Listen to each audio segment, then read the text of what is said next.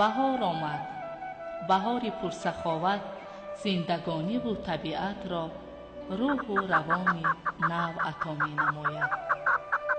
بابای دهقان به اطراف نگریسته امید می بندد به فیض و برکت دسترخوان، رزق و روزی فرزندان.